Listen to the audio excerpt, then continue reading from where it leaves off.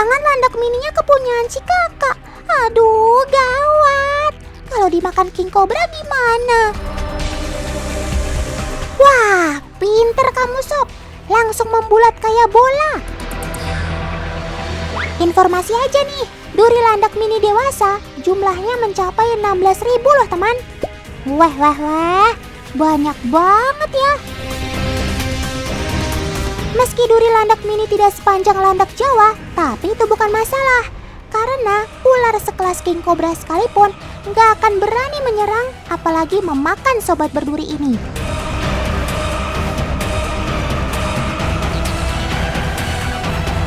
Tuh, benar kan? Si raja ularnya sudah pergi.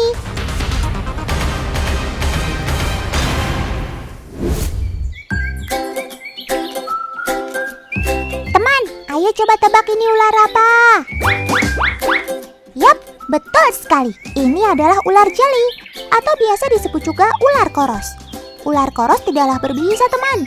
Meski piawai memanjat pohon, habitat asli ular ini sebenarnya di tanah.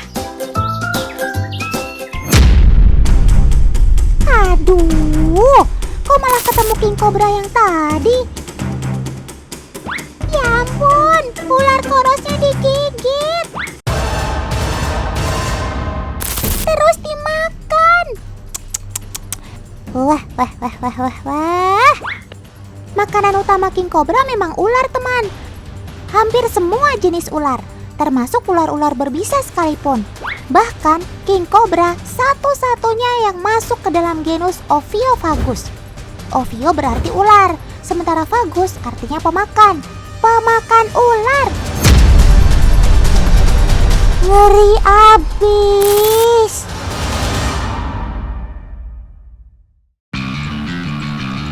Nggak heran ya, dengan reputasi seperti itu, ular-ular lain akhirnya menjadi takut sama si king cobra. Jangankan ketemu langsung, dari baunya saja sudah bikin ciu, teman. Yap, kalian gak salah dengar. Bau king cobra bikin ular lain sekelas ular kobra pun ketakutan. Kok bisa? Nah, itu Kak Dina udah bawa lakban. Lakbannya kita tempel di rumput ini, dibentuk silang. Kemudian king cobranya ditaruh di tanda silang ini. Biarkan beberapa saat. Oke, sekarang gantian. Giliran ular kobra yang ditaruh di tempat yang sama. Kita lihat. Wah, kobranya jadi membeku, teman. Diam seperti batu. Wah. Usut punya usut, perilaku diam si kobra ternyata berkaitan dengan feromon king cobra, teman. Feromon adalah senyawa kimia yang dihasilkan dari tubuh si raja ular. Yap, si kobra mencium bau feromonnya king cobra. Akibatnya, si kobra menjadi diam ketakutan sebelum akhirnya pergi menyingkir. Teman, ular kobra itu bukan ular kaleng-kaleng, alias bukan ular sembarangan. Racun neurotoksin kobra bisa membunuh manusia kurang dari 3 jam. Aduh. Sejak kapan ada king cobra di situ? Pertemuan ini akhirnya terjadi juga. Otan ngumpet aja apa ya?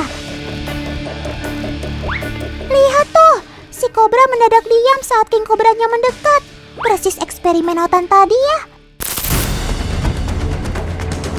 Astaga, kobranya digigit.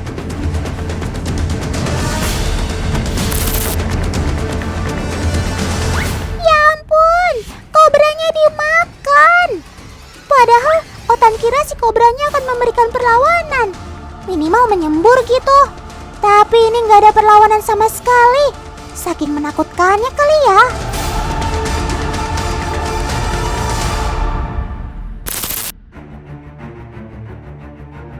Mungkin itu pula sebabnya ular berbisa terpanjang di dunia ini dinamakan king cobra.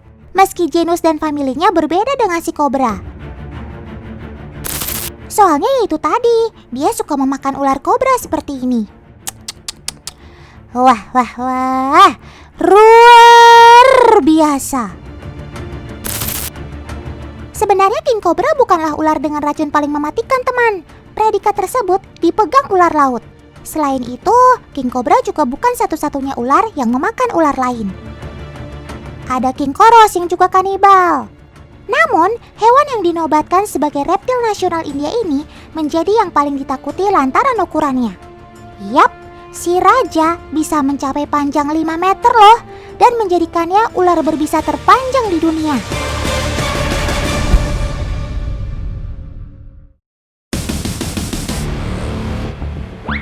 Nah lo, king cobra ketemu king cobra. Raja bertemu raja. Aduh, keduanya sudah mengembangkan tudungnya. Tapi mereka kayaknya saling menunggu. Sama-sama mengukur kekuatan sama lain. Waduh, gimana ini? Gak ada yang berani menyerang duluan. Sepertinya mereka sadar kalau mereka tidak kebal terhadap racun king cobra lain.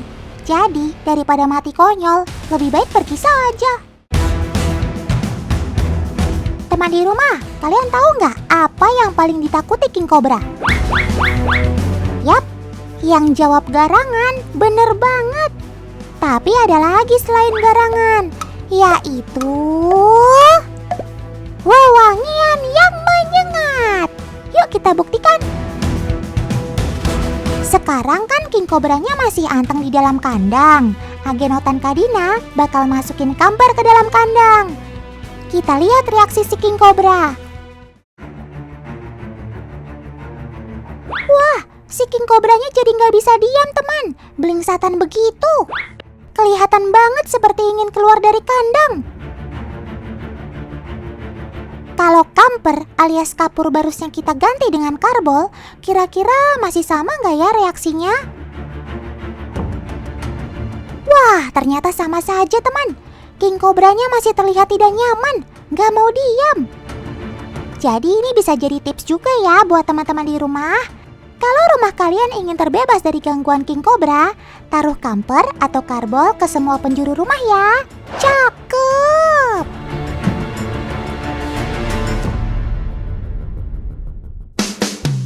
Bisa si raja kobra mengandung neurotoksin yang sangat mematikan. Bahkan bisa membunuh seekor gajah hanya dalam waktu 1 jam saja. King cobra tersebar hampir di seluruh Asia, mulai dari Asia Tenggara, Cina Selatan, hingga India. Ngomong-ngomong soal India, kalian pasti sudah tahu dong dengan atraksi meniup suling yang bisa membuat king cobra ikut menari-nari? Apa memang betul demikian? Atau lagi-lagi ini hanya mitos lainnya dari si king cobra? Nah, untuk membuktikannya, sudah ada Dian Oray nih, sang pawang king cobra yang Otan impor langsung dari Lembang, Bandung. Silahkan paman, mainkan serulingnya.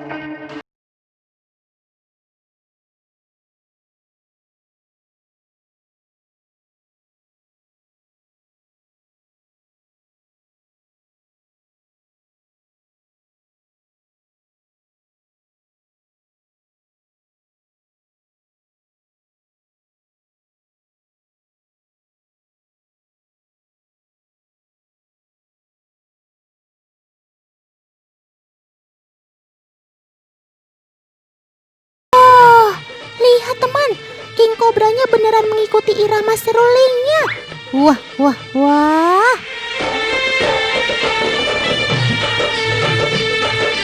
Duh, Otan jadi bingung. Sebenarnya king cobra beneran mengikuti irama serulingnya atau enggak sih? Biar nggak tambah bingung, Otan mau bikin uji coba sekali lagi ah. Cuma kali ini Otan tambah pakai kaca cermin. Nah nantinya si paman Dian Oray bakal meniup seruling dari balik cermin ini. Kita lihat bagaimana reaksi si king cobra kalau serulingnya ditiup, tapi yang dia lihat justru bayangannya sendiri di cermin. Mari kita perhatikan teman.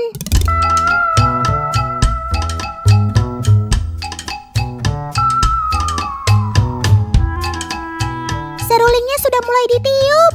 Tuh, king cobranya mulai beranjak dari kotaknya teman. Kayaknya dia kebingungan deh teman. King cobranya cuma mematung memandangi cermin. Sob, kok malah bengong sih? Jadi jelas ya teman, King Cobra bisa menari diiringi seruling itu hanyalah mitos. King Cobra sebenarnya tidak memiliki lubang telinga alias tuli teman. Sobat Otan ini bergoyang karena mengikuti gerakan dari seruling. Yap, selain lewat organ Jacobson-nya, King Cobra juga mengandalkan penglihatannya dan sangat awas terhadap gerakan-gerakan di sekitarnya. Begitu teman.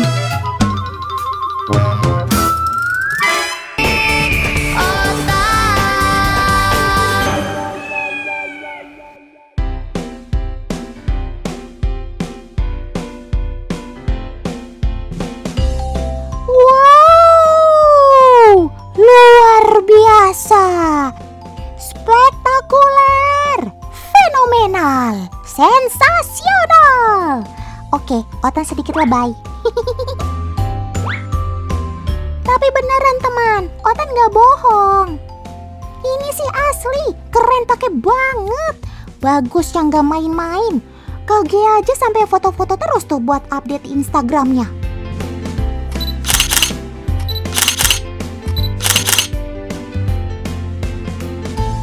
Bentuk akuarium gak biasa ini namanya paludarium, atau ekosistem buatan yang dibuat menyerupai rawa dan hutan bakau. Paludarium berasal dari bahasa Latin, yakni palus yang berarti rawa dan arium yang berarti wadah. Seperti halnya di habitat aslinya di hutan bakau sana, paludarium menggunakan akar-akar pohon dan bebatuan teman, juga beraneka macam tanaman. Oh iya, satu lagi, lumut. Lumut ini penting biar menambah kesan alami pada bebatuan dan kayunya. Paludarium ini tingginya 3 meter, panjang 2 meter, dan lebar 1,5 meter. Kebayang dong betapa sulitnya membangun paludarium sebesar ini? Kak Jeffrey, kalau bikin paludarium yang gede banget kayak gini, kendala terbesarnya apa Kak? Perlu mempersiapkan untuk kepentingan si tanaman itu. Misalkan ada beberapa yang nggak perlu ada spray, ada beberapa yang perlu ada spray, udah gitu kelembapan tertentu. Jadi yang paling utama sih sebenarnya sumber air. Paludarium ini memang lagi happening loh sekarang, dan ternyata kita bisa bikin sendiri juga loh di rumah dengan media akuarium seperti ini. Halo Sobat Otan, kali ini Gea mau kasih tips buat teman-teman Sobat Otan di rumah gimana caranya bikin paludarium yang lagi hits ini, tapi ini versi yang simple, praktis, jadi disebutnya paludarium ini nih. Mau tahu apa aja bahannya yang bisa disiapkan di rumah? Ini dia. Yang pertama, ada pasir, silika, ada batu-batuan, akar, dan ini ada substrat, moss, ada tanaman buce, ada pompa air, lem. Sip, simple kan? Oh iya teman, untuk akuarium, Otan saranin bentuknya yang tinggi seperti ini ya, bukan yang memanjang kayak biasa. Kalau ukurannya sih, Otan pakai yang panjangnya 40 cm teman. Setelah pasir silikanya dimasukkan, berikutnya kita susun bebatuannya. Nggak ada pakem khusus kok nyusunnya mesti gimana-gimana. Yang penting sesuai feeling kalian masing-masing aja ya. Terus kita pasang pompa airnya. Pompa ini selain untuk mengisi air, juga bisa untuk memberikan efek air mengalir di atas batunya teman. Kemudian akar pohonnya deh. Biar kelihatan lebih real, pasang akarnya di sela-sela bebatuan seperti ini ya. Lalu lumutnya teman, kita tempelin ke batu seperti ini. Nah terakhir kita isi air. Kak Gia punya tips nih cara mengisi air di paludarium atau akuarium. Yap, tipsnya adalah menggunakan alas plastik teman. Tuh lihat kan, pasir dan batunya nggak akan berantakan. Cakep. Tada, jadi deh. Gimana teman? Bagus kan? Adem gimana gitu liatnya. Pas banget deh kalau dinikmatin sambil ngemil kayak begini.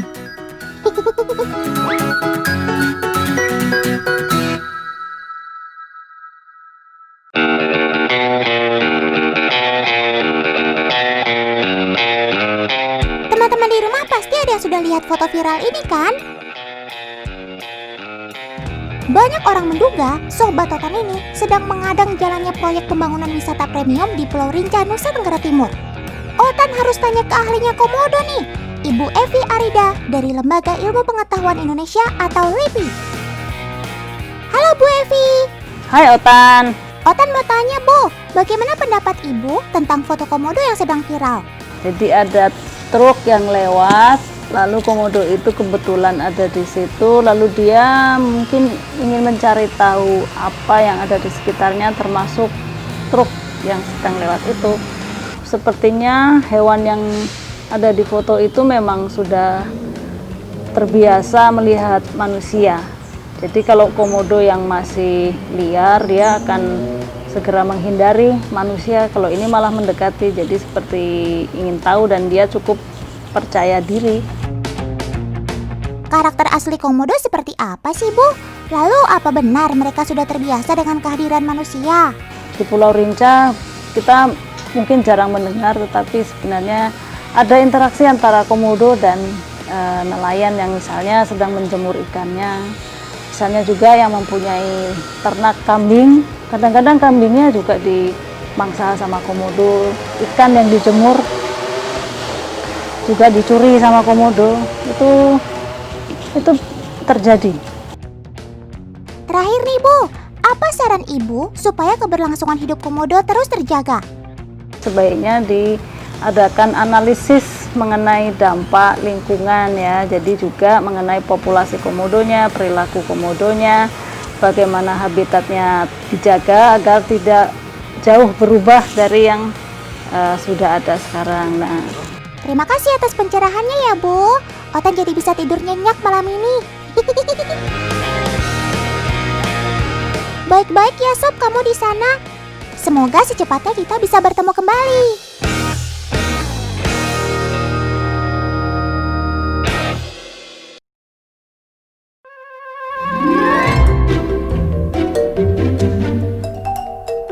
Sobat Otan ini juga lagi viral banget loh.